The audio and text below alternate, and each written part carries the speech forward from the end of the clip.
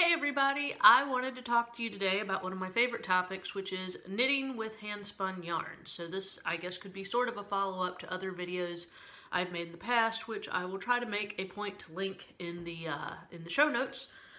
But this is the hand-spun yarn in question that I am knitting with, and I'm really excited about it. I had like 4 of these, so I spun these, God, I feel like over a year ago.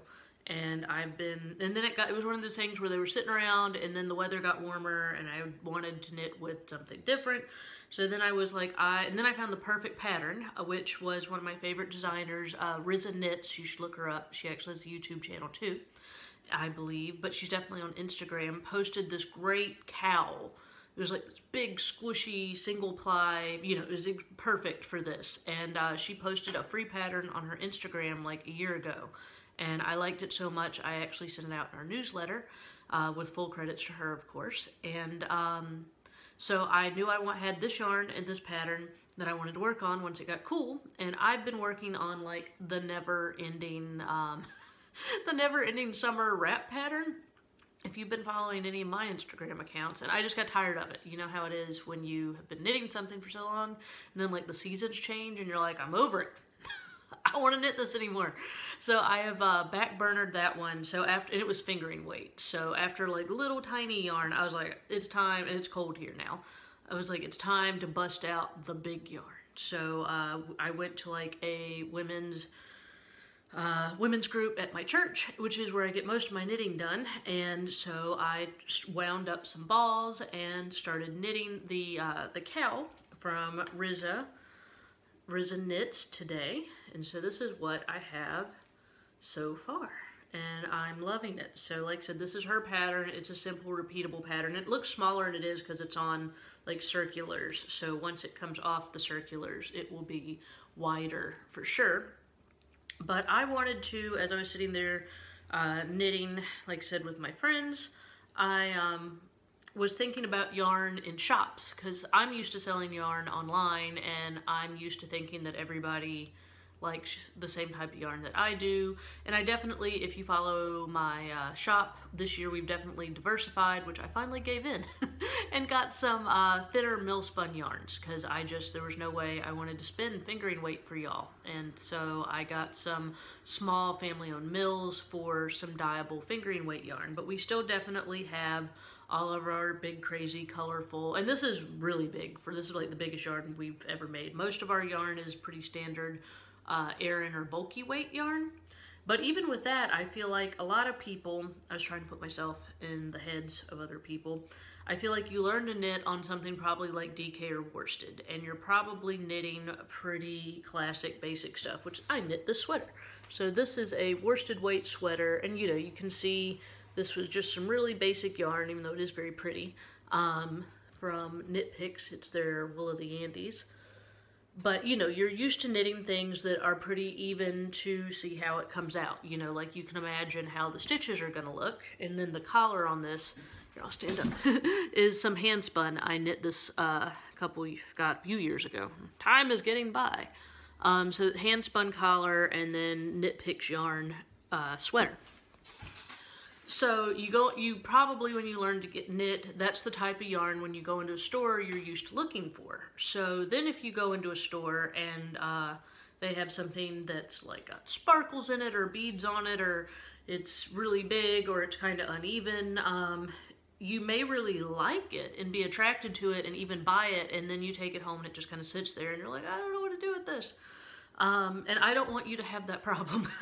So like I said, I do have a whole nother video. I think it's called like what to make with hand spun yarn. I'll try to link it in this. And then we do have free patterns on our website and like a free ebook. So this is really a passion of mine, that I want you to have the resources to know what to do with more unusual yarn. So I wanted to show just an example of how this big, chunky, thick and thin, you can see we've got like some knit stitches and then some purl stitches, and you can still see the pattern of the knit and the purl blocks even with all this chunkiness.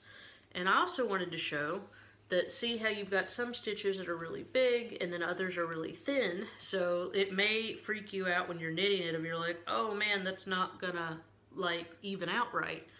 But as you see, in a bigger piece of work, it does all even out right. So it's kind of a leap of faith, which it never really was for me, because I guess I'm a, knit first, ask questions later kind of girl. But for some people, I know that can really stress them out. So I wanted to show an example of what this type of yarn, when you knit with it, with just, these are size 11 needles. It's the biggest one from the Knit Picks. You can tell I like Knit Picks. They're needle set. So, I mean, they're not like giant crazy needles or anything. They're size 11s, really standard how that will turn out. So I will now show you kind of an example of how that looks. Okay, so the first thing I did was, like I said, this is how it comes in a skein. And this one, when I was spinning it, it is this big, thick and thin yarn, and you can see I rolled it into a ball because it's really quick and easy to do. I just throw it over my knee, like the loop over my knee, and then wind it into this ball, which I really like. So this is how it comes out this way. When I was spinning this, like I said, this was over a year ago, I really want, this is really the biggest yarn we've made, you can see in comparison to my finger. I wanted these big poofy parts. So to get the twist right, the thin parts in some places are a little twisty, which I know drive some spinners absolutely batty. Doesn't drive me so much batty. But the reason it doesn't drive me so batty is because while it may aggravate you looking at in the skein, when you wind it into a ball and then when you're knitting with it, those little twisty parts, I mean, I feel like 9 times out of 10 work themselves out, and I think the texture looks cool. So if you are a spinner and you end up with little twisty parts, especially if you're doing kind of a thick and thin yarn, I don't know. I mean, I'm definitely, if you're following my channel, you'd probably know I'm not the queen of perfectionist. I don't want you to feel like, if you're a new spinner, that if the yarn's not absolutely perfect, that you can't do something with it and that it won't knit out fine. Because as you see in the project that this is coming from, all the thin parts, they knit out just fine. Like, as you're knitting, unless it's just crazy twisty, see all the little thin pieces look just fine. So as you're knitting, don't let that discourage you. So whether you're buying yarn or spinning yarn, like I said, especially hand spun, if you see any little imperfections, it's really not anything that should freak you out. And like I said, I guess I'm mainly gearing this towards like new spinners, because I love new spinners, who may be anxious about using their own yarn. So like I said, this is just, and I'm following her pattern. So it's a series of purls and knits. And you do, if you're using this big yarn, whether it's hand spun or commercial, any of these big poofy singles, do make sure you're not splitting the yarn by sticking your needle like into the yarn. Definitely make sure you're clearing the stitches totally. But see, you can knit the thick pieces, and then here, perfect example, it's a little twisty.